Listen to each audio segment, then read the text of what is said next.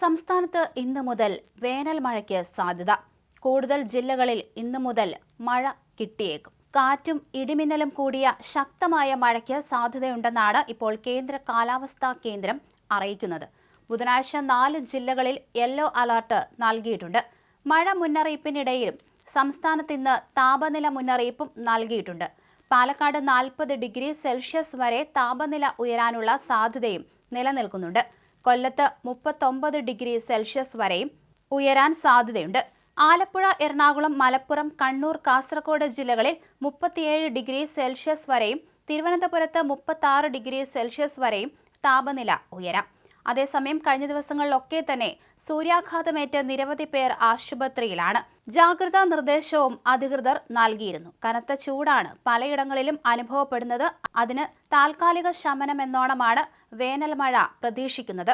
കനത്ത മഴയ്ക്കുള്ള സാധ്യതയാണ് പ്രവചിക്കപ്പെട്ടിരിക്കുന്നത്.